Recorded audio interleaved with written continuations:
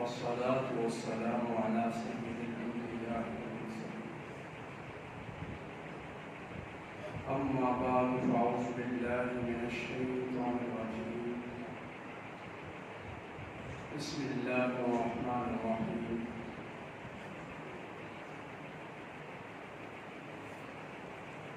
الذين استجابوا لله والرسول من بعد ما أصابهم القرح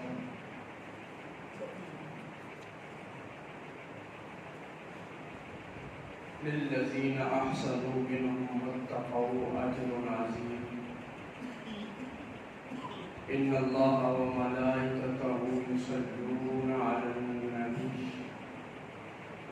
يا أيها الذين آمنوا صلوا عليه وسلموا تسليما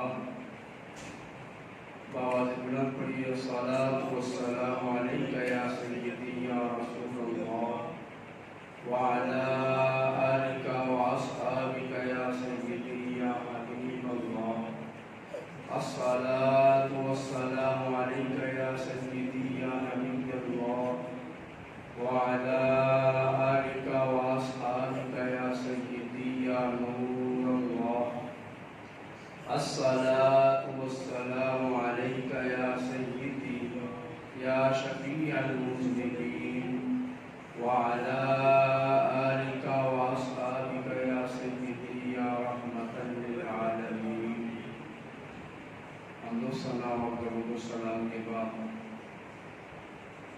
سورہ آل عمران کی آیت نمبر 182 مالک لم یزل نے اپنے محبوب نبی مکرم شفیع معصوم صلی اللہ علیہ وآلہ وسلم کی جانثاروں کا ذکر فرمایا جو رسول اللہ صلی اللہ علیہ وآلہ وسلم کی جانثار صحابہ رضوان اللہ تعالی علیہم اجمعین اور نبی پاک صلی اللہ علیہ وآلہ وسلم پر اپنی جان چھوڑنے والے ان کی عظمت و شان کا ذکر کیا جا رہا ہے۔ گزشتہ جمعہ پر بھی یہی آیت تلاوت کی تھی اور اس کی تفسیر بیان ہو چکی۔ مالک لم یزل نے فرمایا الذین استجابوا للہ والرسول، جنہوں نے اللہ اور اس کے رسول کی دعوت کو قبول کیا، اللہ اور اس کے رسول کی دعوت کو قبول کر لیا۔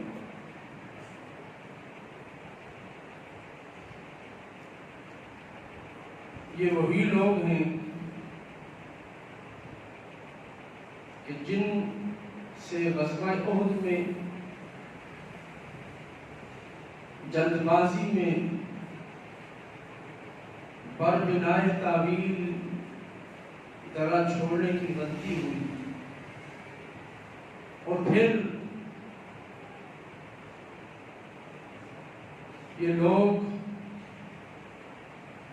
اللہ اور اس کے رسول کی بارگاہ میں رجوع لائے اور ان کی سرزنش بھی کی گئی، لیکن اللہ رب العزت نے انہیں معاف فرما دیا۔ اب ان کی معافی ہو گئی، اس معافی کی وجہ اللہ رب العزت اب ہمیں سمجھا رہا ہے۔ اللہ رب العزت اپنے بندوں کے دلوں کے حال سے واقف ہے، جانتا ہے کہ کس کے دل میں کیا چل رہا ہے، کس کے دل میں یقین ہے اور کس کے دل میں منافقت ہے۔ اب بظاہر تو تجزیہ نگار یہی سمجھتا ہے کہ غزوہ احد میں جن کی وجہ سے شکست ہوئی ان کو سزا ملنی چاہیے تھی کہ اتنا بڑا نقصان ان کی وجہ سے ہو گیا، لیکن اللہ رب العزت نے معاف کیوں فرما دیا؟ اس معافی کی وجہ کیا ہے؟ اللہ رب العزت نے جو معاف فرمایا، اگلے ہی دن اس معافی کی وجہ امت کو سمجھا دی کہ وجہ کیا تھی کہ انہیں معاف کر دیا۔ کہ جب رسول اللہ صلی اللہ علیہ وآلہ وسلم نے غزوہ احد کے اگلے ہی دن ان زخمیوں کو کہا کہ دوبارہ ہم چلتے ہیں کفار مکہ کے تعاقب میں، اور یہ بھی خبر ہے کہ وہ شاید دوبارہ حملہ کر دیں، تو رسول اللہ صلی اللہ علیہ وآلہ وسلم نے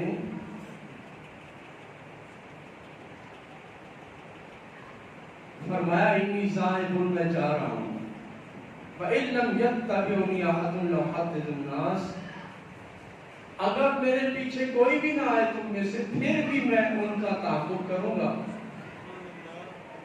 تو حضور اٹھے، فَانْتَدَبَ مَعَهُ أَبُو بَكْرٍ الصِّدِّيقُ وَعُمَرُ وَعُثْمَانُ وَعَلِيٌّ وَالزُّبَيْرُ وَسَعْدٌ وَطَلْحَةُ وَعَبْدُ الرَّحْمَنُ بْنُ عَوْفٍ وَعَبْدُ اللَّهِ بْنِ مَسْعُودٍ وَحُذَيْفَةُ بْنُ الْيَمَانِ وَأَبُو عُبَيْدَةَ بْنُ الْجَرَّاحِ فِي 70 رَجُلًا۔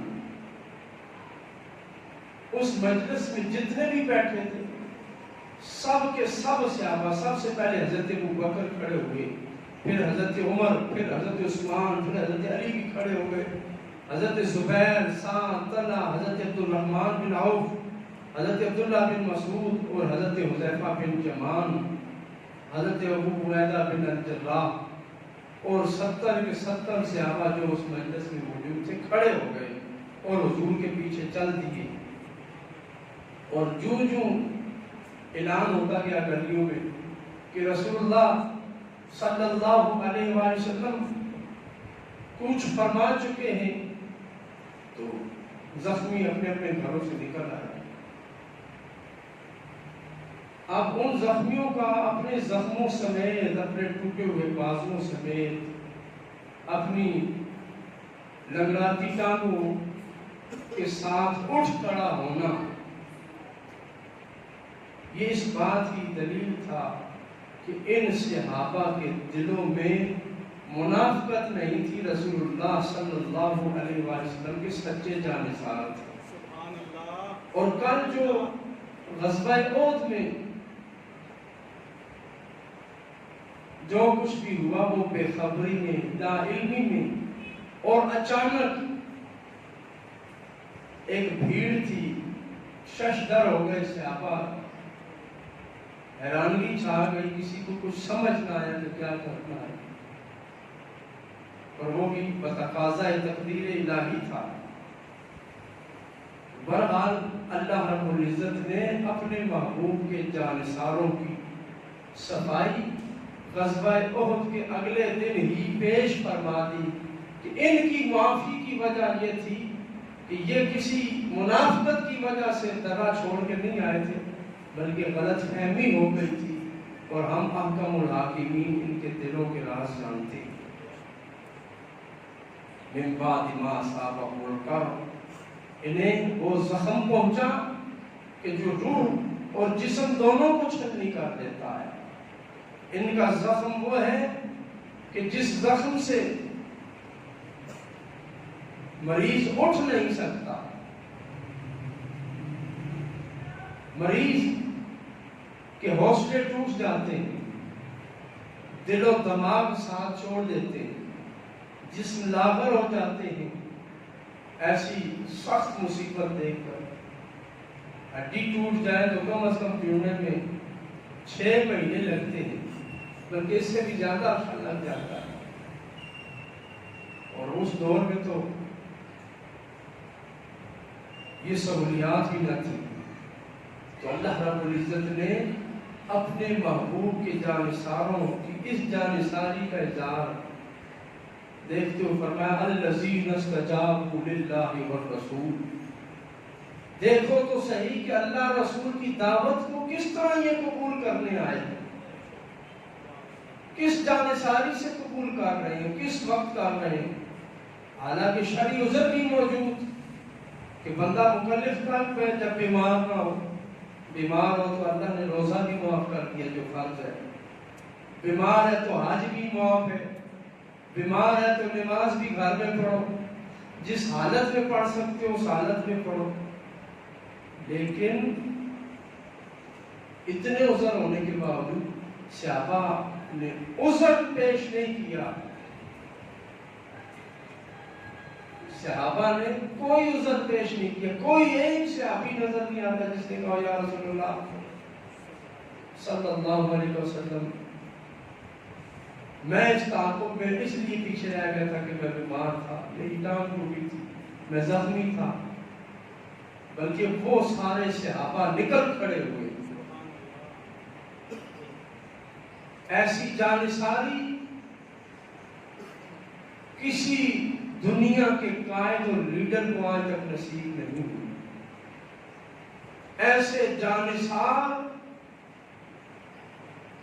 کسی نبی کی امت میں نہیں ہوئے، کسی رسول کی امت میں نہیں ہوئے جو جانثاری نبی صلی اللہ علیہ وسلم کے صحابہ نے دکھائی۔ جس جانثاری کا اظہار صحابہ نے کیا رضوان اللہ تعالی علیہم اجمعین، اللہ ان سے راضی ہوا، وہ اللہ سے راضی ہوئے، تو اللہ رب العزت ان کی اس دعوت کا ذکر کر رہا ہے۔ الذین استجابوا للہ والرسول، جنہوں نے اللہ اور اس کے رسول کو قبول کر لیا، ان کی دعوت کو قبول کر لیا۔ یہ ذو الحجہ کا مہینہ ہے، بڑی قربانی دی اسماعیل علیہ السلام نے، بڑی قربانی دی ابراہیم علیہ السلام نے، بڑی قربانی دی حضرت ہاجرہ نے، لیکن صحابہ کی قربانی کو دیکھیں۔ ابراہیم علیہ السلام نے قربانی دی، ساتھ کوئی امتی نہیں ہے، صرف بیوی ہے، ساتھ بچہ ہے، کوئی اور بندہ نظر نہیں آتا۔ ان کی قربانی، حضرت ابراہیم علیہ السلام کی قربانی بحیثیت نبی ہے کہ وہ اللہ کے نبی تھے، لیکن ان کی قربانی اپنی حد اور ذات تک محدود ہے، اپنے گھر کی چار دیواری تک محدود ہے۔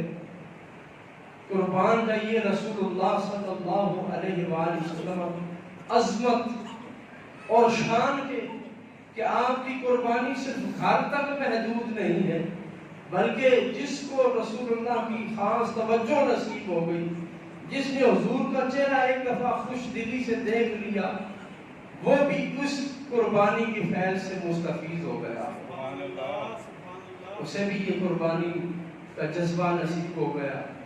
تو اللہ رب العزت نے کیا فرمایا؟ استجابوا،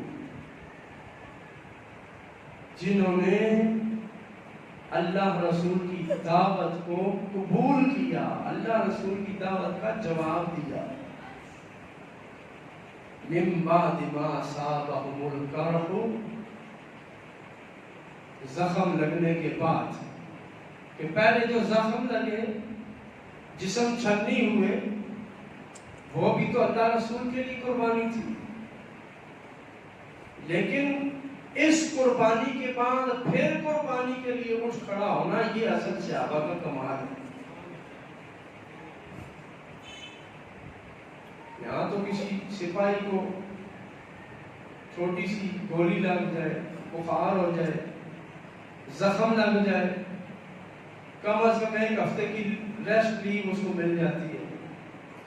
یہ کیسے فوجی ہیں، یہ کیسے سپاہی ہیں کہ ایک رات بھی پوری نہیں گزری اور صبح اعلان ہو گیا اور سارے صحابہ ساتھ چل رہے ہیں،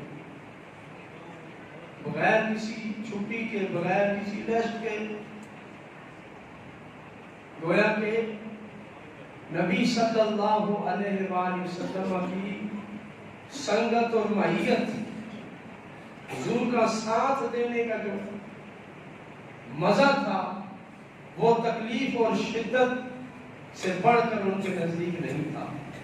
بڑی سے بڑی مصیبت اور تکلیف بھی وہ برداشت کرتے اور رسول اللہ صلی اللہ علیہ وآلہ وسلم کے ساتھ جڑ کر رہنے کو ترجیح دیتے تھے۔ بندہ بیمار ہو، تکلیف میں ہو، بستر پیارا لگتا ہے، گھر اچھا لگتا ہے، دوستوں کی محفلیں بھی چھوٹ جاتی ہیں، سنگتیں بھی چھوٹ جاتی ہیں، بندہ گھر میں محصور ہو جاتا ہے۔ ایسی صحبت، ایسی معیت اور ایسی سنگت دنیا جہاں میں کسی کو نصیب نہیں جو رسول اللہ صلی اللہ علیہ وآلہ وسلم کو اللہ نے عطا فرمائی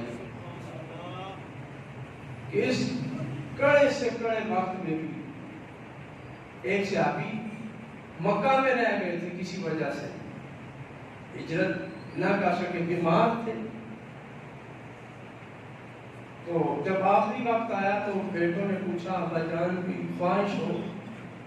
فرمایا میری یہی خواہش ہے کہ میری چارپائی اٹھا کر تم مجھے محبوب کے پاس لے جاؤ۔ میں مکہ میں نہیں مرنا چاہتا، میں مدینہ جانا چاہتا ہوں۔ آخری وقت ہے، موت آ رہی ہے، بندہ گھر والوں کو وصیتیں کرتا ہے، یہ کرنا، یہ کرنا، یہ اس کو دے دو، یہ اس کو دے دو، لیکن قربان جائیے رسول اللہ صلی اللہ علیہ وآلہ وسلم کے صحابہ پر اور ان کی معیت کی شان پر، ان کے دلوں پر، کہ آخری وقت بھی آ گیا تو کہا میری چرپائی یہاں سے نکالو، کم از کم مکہ میں نہیں محبوب کی راہوں میں تو موت آئے گی۔ تو کہتے ہیں کہ بیٹوں نے چرپائی اٹھائی، چند قدم ہی نکلے تھے مکہ سے کہ روح کف سے انسری سے پرواز کر گئی، راستے میں آپ کا انتقال ہو گیا۔ تو یہ عظمت اور شان، یہ رفعت اور مقام، یہ قربانی کا جذبہ، یہ قربان ہونے کی لگن اور یہ شوق محبت دنیا میں کسی کو نصیب نہیں ہوا جو اللہ رب العزت نے اپنے محبوب کے صدقے میں محبوب کے غلاموں کو عطا فرمایا، جو ابو بکر کو عطا ہوا، عمر کو عطا ہوا، عثمان و علی کو عطا ہوا، حضرت ابو عبیدہ بن الجراح کو عطا ہوا، حضرت بلال کو عطا ہوا۔ یہ اتنی تکلیفیں اور مصیبتیں، وجہ کیا ہے؟ یہ تکلیف کیوں اٹھائی جا رہی ہے؟ کہ اس تکلیف کے اٹھانے میں مزہ ہی ہو رہا ہے، لطف ہی ہو رہا ہے کہ اس تکلیف میں جسم کو تو تکلیف پہنچ رہی ہے لیکن دراصل روح کی تسکین ہو رہی ہے، روح کو سکون مل رہا ہے کہ محبوب کا چہرہ سامنے ہے اور ساری مصیبتیں اٹھانے کے باوجود بھی کسی قسم کا کوئی درد اور تکلیف محسوس نہیں ہو رہی۔ استجابوا للہ والرسول، سابقہ نبیوں کی قربانیاں بھی بڑی عظیم ہیں،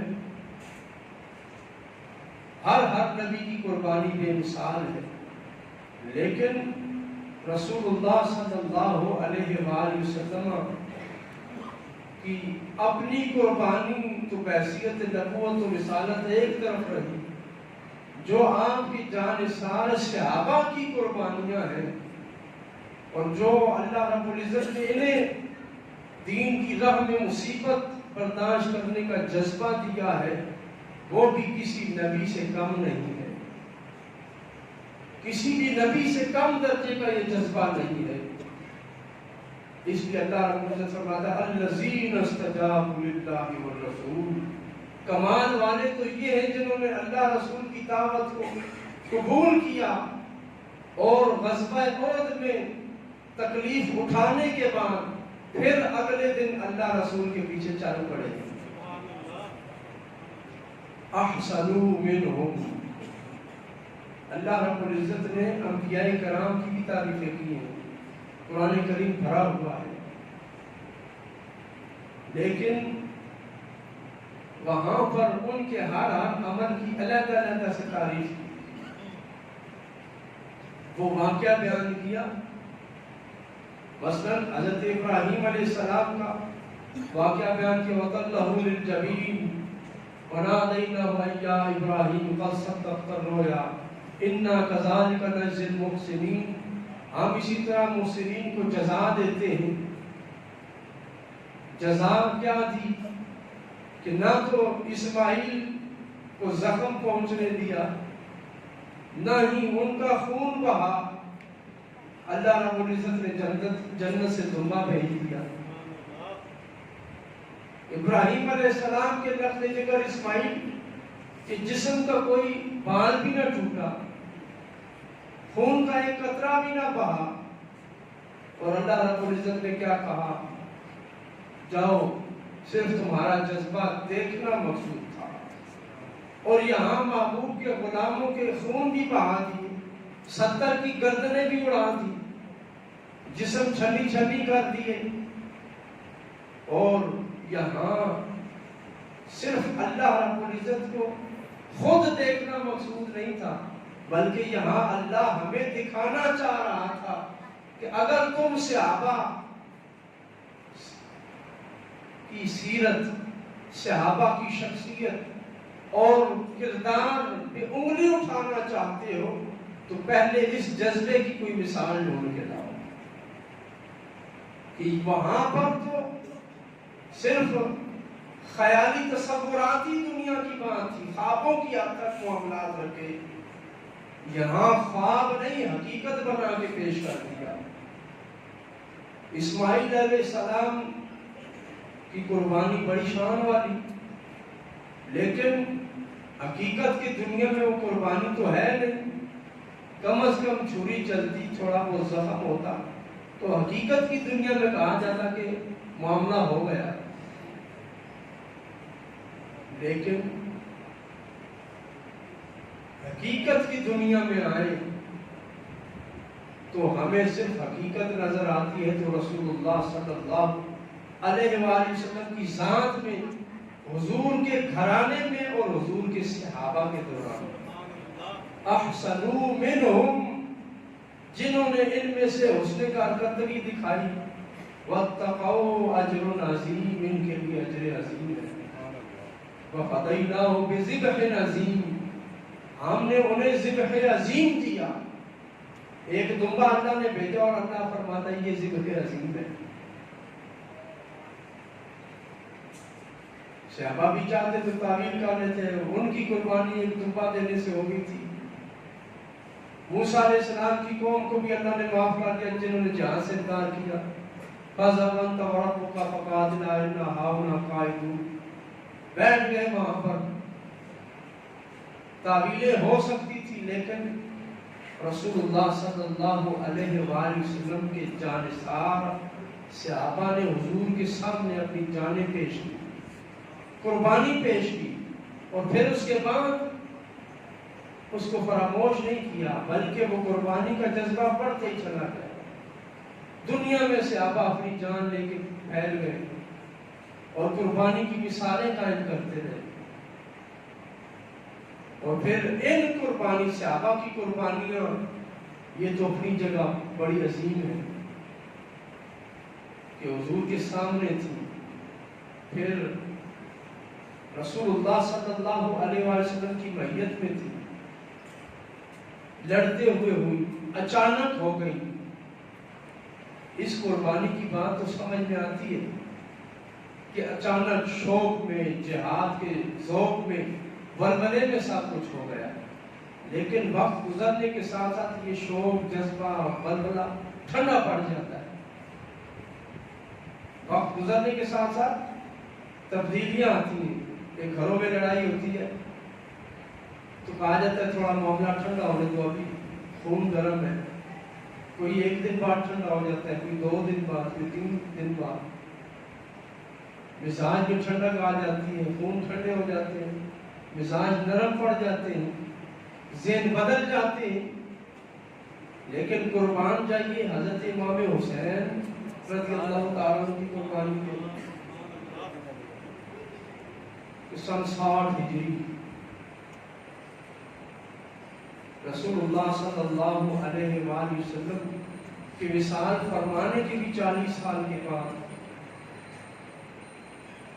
یہ معاملہ ہوا.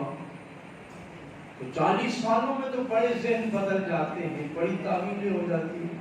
آج ہم دیکھتے ہیں تحریکیں جو ہیں بنتی ہیں، سال بعد 2 سال بعد معاملات ختم، ان کے غبارے سے ہوا نکل جاتی ہے.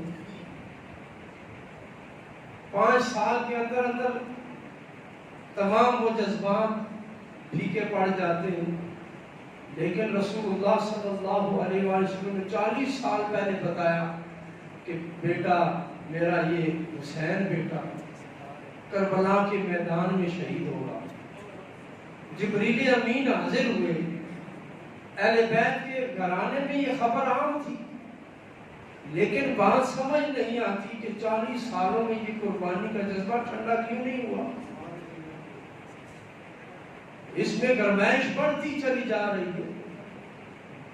اور پھر جسے پتہ ہو میں نے شہید ہونا ہے، شہادت سب سے بڑا اعلیٰ مقام ہے، موت تو آنی ہے، موت سے مفر نہیں ہے. لیکن امام حسین نے یہ بتایا کہ جب مرنا ہی ہے، موت کو قبول کرنا ہی ہے، تو اس کا راستہ سب سے بہتر جو ہے وہ شہادت کا راستہ ہے. مرنا تو ہے، یہ کفن پہننا ہے، قبر میں اترنا ہے، کیا یہ اچھا بندہ شہید ہو کر جائے. اور امام حسین پوری رات رب کی بارگاہ میں کھڑے ہیں، عبادت کر رہے ہیں، آنسو بہا رہے ہیں. بھلا یہ آنسو کس بات کے ہیں؟ آنسو اسی بات کے ہیں کہ 40 سال سے جس قربانی کا انتظار تھا، جس وقت کا انتظار تھا، شکر ہے مالک مولا تو نے وہ وقت ہمیں دکھا دیا ہے. یہ ان کی قربانی تھی، اصل قربانی. قربانی ابراہیم کی تو ایک تمہید تھی، بنیاد تھی. ابراہیم علیہ السلام کی قربانی تو ایک آئینہ اور ایک جھلک تھی، ایک عکس تھی قربانی کا. اصل قربانی تو اللہ رب العزت نے آل ابراہیم میں آل محمد کی صورت میں ہمیں دکھائی ہے. جس قربانی کی بنیاد اللہ نے ابراہیم کے گھرانے میں رکھی تھی، وہ قربانی ہزاروں سال بعد، صدیوں بعد اپنی اصل صورت میں پیش آئی. تو اس کا پورا جلوہ بتمامہ کامل مکمل اور اکمل صورت میں اسماعیل علیہ السلام کے بعد وہ قربانی جو ادھوری تھی، اس کا صحیح نقشہ پیش کیا تو امام حسین نے پیش کیا ہے کہ قربانی. اب یہ دیکھیں دمبا آ گیا، پیغام آ گیا، جناب اس کو ذبح کر دیں، فدائی نہ ہو بذبح نذیر. ابراہیم علیہ السلام نے بیٹے کو بھی چھوڑ دیا اور دمبا ذبح کیا. اللہ رب العزت نے معاملات کو آگے چلایا. وہاں پر کہا فدائی نہ ہو بذبح نذیر، ہم نے اس کا فدیہ دیا ذبح عظیم سے. اب بات یہ ہے کہ کیا دمبا جو تھا، دمبا وہ عظیم تھا یا اسماعیل علیہ السلام عظیم تھے؟ اسماعیل ذبح ہوتے تو یقیناً اسماعیل عظیم تھے.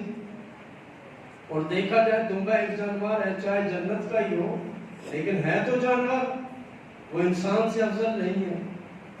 تو اللہ فرماتا ہے فدیناہ بذبح نذیر، ہم نے اسماعیل کا فدیہ ایک عظیم قربانی کی صورت میں رکھا ہے،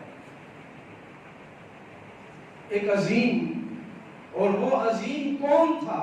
مفسرین فرماتے اس عظیم سے مراد جو اسماعیل کا عظیم فدیہ ادا ہوا وہ امام حسین کی صورت میں ہوا ہے کہ حضرت امام حسین آل اسماعیل میں سے تھے. حضور علیہ السلام آل اسماعیل میں سے تھے اور حضور کے نواسے حضرت امام حسین رضی اللہ تعالی عنہ ہے. تو یہ گھرانہ قربانی کا گھرانہ ہے، اور اس گھرانے کی قربانی جب اللہ رب العزت نے اس کو پوری شکل دی تو وہ کس شکل میں نمودار ہوئی رسول اللہ صلی اللہ علیہ وآلہ وسلم کی صورت میں. اور یہ بھی بات ذہن میں رکھیں کہ نبی صلی اللہ علیہ وآلہ وسلم قریش سے تعلق رکھتے ہیں. قریش کی شاخ بنو ہاشم سے. بنو ہاشم حضرت اسماعیل علیہ السلام کی اولاد میں سے آئے. ہاشم کے دوسرے بھائی تھے امیہ، ان کی نسل چلی بنو امیہ، وہ بھی اسماعیل علیہ السلام کی شکل میں آئے. بنو امیہ میں سے تھے حضرت امیر معاویہ اور حضرت ابو سفیان اور ہندہ رضی اللہ تعالی عنہ. اب قربان جائیے ان کی قربانیوں کے کہ پہلے تو مزاحمت کی اسلام کی خاندانی عصبیت کی بنیاد پہ، لیکن جب حق کا جلوہ دیکھ لیا، فتح مکہ پہ اسلام قبول کیا، تو عرض کرنے لگے یا رسول اللہ صلی اللہ علیہ وسلم اب ایک ہی خواہش ہے کہ جس طرح سابقہ زندگی آپ کے خلاف لڑتے ہوئے گزری ہے، اب آئندہ کی زندگی آپ کی راہ میں لڑتے ہوئے گزرے. پوری زندگی حضرت ابو سفیان حضرت ہندہ نے جہاد میں گزاری اور شہادت کے مرتبے سے فائز ہوئے. آقا کریم علیہ السلام کا یہ خاندان ایک تو وہ خاندان ہے جس نے کلمہ پڑھا، اور ایک نسبی خاندان ہے، ایک حسبی خاندان ہے. آقا کریم علیہ السلام کا یہ پورا خاندان اور کنبہ ابراہیم علیہ السلام کی اولاد سے. اور اللہ رب العزت ابراہیم علیہ السلام کی اولاد میں برکت یہ رکھی کہ ان کو اپنے دین کا نمائندہ بنایا اور نمائندگی کا بھی حق ادا کرنے والا بنایا کہ ان کی قربانی جیسی کوئی قربانی پیش نہیں کر سکتا. اللہ رب العزت نے اسی قربانی کی اس آیت میں تعریف فرمائی الذین استجابوا للہ والرسول من بعد ما اصابهم الکرب. اب یہ 20-25 آیات گزر گئی غزوہ احد پر. غزوہ احد ختم ہو گیا، اس کے سارے اسباق بیان ہو چکے. آخر میں جب غزوہ احد کے اگلے دن صحابہ میدان میں پھر حاضر ہو گئے تو اللہ رب العزت فرماتا ہے الذین استجابوا للہ والرسول، اللہ رسول کی دعوت کو کسی نے قبول کیا ہے تو حقیقی معنوں میں یہ غزوہ احد کے جانثار صحابہ تھے کہ انہوں نے اس عظیم دعوت کو قبول کر کے اللہ رب العزت نے جس قربانی کی بنیاد اسماعیل اور ابراہیم کی صورت میں شروع کی تھی اس کو پایا تکمیل تک پہنچا دیا. اس لیے فرمایا اجر عظیم کہ ان کے لیے اب اجر بھی عظیم ہے، ان کے لیے رب کی بارگاہ میں ثواب بھی بہت عظیم ہے کہ جو اللہ اور اس کے رسول کی بارگاہ میں پیش ہو گئے. تو اصل قربانی ابراہیم علیہ السلام نے اپنے بیٹے کی تھی، اپنی خواہش کی تھی، اپنی محبوب چیز کی تھی. اسماعیل علیہ السلام کی قربانی تھی. اللہ رب العزت نے اسماعیل علیہ السلام کو قبول فرما لیا اور اس کے بعد دمبا ذبح ہو گیا. اب وہ قربانی اللہ رب العزت نے باقی رکھی اور اس کو ابراہیم علیہ السلام کی یادگار بنا دیا. رسول اللہ صلی اللہ علیہ وآلہ وسلم نے اس کو اپنا لیا اور اپنی سنت قرار دے دیا. اب غور فرمائیے، وہ تو جنت میں دمبا آیا تھا، جنت سے، جنتی تھا، جنتی دمبا ذبح کیا گیا اور جو بھی معاملات ہوئے پورا کے سپرد. لیکن ایک لمحے کے لیے سوچئے کہ بیٹا قربان کرنا، بیٹے کے گردن پہ چھری چلا دینا، اور چھری بھی ایسی نہیں تھی کہ کاٹتی نہ ہو، کاٹنے والی تھی. اس نے بعد میں پورے دمبے کو کاٹا، اسی ایک چھری سے، اسی خنجر سے پورا دمبا ذبح بھی کیا، صاف بھی کیا. وہ چلتا تو اسماعیل کی گردن پہ چل سکتا تھا، لیکن اللہ رب العزت بتانا یہ چاہتا ہے کہ اے انسان، اصل قربانی جو ہے وہ تیری خواہشات کی ہے، تیری محبوب چیزوں کی ہے، تیری من پسند چیزوں کی ہے، تو ان کی قربانی کر. اور پھر قربانی میں کچھ شرائط لگا دی کہ قربانی کے جانور میں یہ عیب ہو تو قربانی نہیں ہوگی، لنگڑا ہو تو قربانی نہیں ہوگی، سینگ ٹوٹ جائے تو قربانی نہیں ہوگی، دودھ نہ دیتی ہو تو قربانی نہیں ہوگی، اسی طرح صحیح دیکھ نہ سکتی ہو، بینائی نہ ہو، قربانی نہیں ہوگی۔ عیب و ذکر کر دیے، عیب رکھ دیے کہ یہ چیزیں ہوں گی تو قربانی نہیں ہوگی۔ اس کی عمر بھی پوری ہونی چاہیے، موٹا تازہ بھی ہو، یعنی عیب رکھ دی قربانی کے جانور میں۔ اور فرمائیے رب نے قربانی کے جانور میں عیب رکھ کے قربانی کرنے والے کو یہ پیغام دے دیا کہ اے انسان، جسے تو قربان کر رہا ہے وہ بھی عیب سے پاک ہونا چاہیے، تو پھر تجھے بھی عیب سے پاک ہونا چاہیے، تجھے بھی گناہ سے دور رہنا چاہیے، تجھے بھی اپنا دامن حرام سے بچانا چاہیے۔ اگر تیرے اندر بھی کوئی عیب آ گیا تو پھر معاملہ الٹ ہے۔ حضور نے فرمایا کہ بندہ کہتا ہے حج پہ گیا، پیدل گیا، قدم قدم پہ کہہ رہا ہے لبیک لبیک اللہم لبیک، حضور فرماتے نہ فرماتا لا لبیک لا لبیک، تیری لبیک کوئی نہیں، تیری لبیک کوئی نہیں۔ صحابہ نے پوچھا یا رسول اللہ صلی اللہ علیہ وسلم اس کا یہ حج کیوں نہیں قبول ہوا؟ فرمایا اس لیے کہ اس کا یہ حج حرام پیسے سے تھا، اس کا کھانا حرام تھا، اس کا لقمہ حرام تھا، اس کا لباس حرام تھا، تو حج اللہ نے قبول نہیں کیا۔ تو اگر کوئی شخص حرام مال سے قربانی کر لیتا ہے تو وہ یہ نہ سمجھے کہ اس کی قربانی ہو گئی، بلکہ حقیقت میں اس نے حرام مال سے قربانی کر کے اللہ کی راہ میں کی جانے والی ایک عظیم عبادت ضائع کر دی، اور اس عبادت پر حرام پیسہ لگا کے اس عبادت کی توہین بھی کر دی، اس کی تذلیل بھی کر دی کہ جو حرام تھا وہ اس راہ میں لگا دیا۔ ایک تو حرام کمایا ہے اور پھر اس کو اس عبادت میں لگا دیا، یہ ڈبل گناہ کیا۔ اس لیے حلال کی طرف توجہ دیں۔ حلال کا اللہ رب العزت نے جو حلال دیا ہے اس کے بارے میں بعض متکلمین فرماتے ہیں کہ حلال کا اگر حلال راستے میں استعمال کر دیا تو اس کا بھی حساب نہیں ہے، لیکن حلال کمایا اور حرام راستے پہ خرچ کر دیا اس کا بھی حساب دینا ہوگا۔ اور پھر اگر کمایا ہی حرام ہے تو پھر اس کا تو عذاب بڑا سخت ہوگا، اس کی گرفت بڑی سخت ہونی ہے کہ ایک حرام کا لقمہ پیٹ میں چلا جائے، 40 دن کی عبادت قبول نہ ہو، اللہ اللہ بندہ کرتا رہے، 40 دن کی عبادت قبول نہیں ہے ایک لقمہ حرام سے، تو پھر اندازہ لگائیں جو پورا پورا سال حرام کماتے ہیں، حرام کھاتے ہیں، اولاد کو کھلاتے ہیں، ان کے گھروں میں برکت کیسے آئے گی؟ تو یہ بہت بڑا ہمارے لیے المیہ ہے کہ حرام پورا سال کماتے ہیں اور آخری دن آ کے کہتے ہیں جی الحمدللہ ہم نے جی 10 بیل ذبح کیے، 12 بکرے ذبح کر دیے، اتنے ہم نے دمبے کر دیے، دمبے ہم نے چتکوبرے کیے ہیں جو حضور کی سنت تھی، اور پھر مولوی صاحب کو کہتے ہیں جی کھال لے جائیں قربانی کی، یہ گوشت بھی لے جائیں۔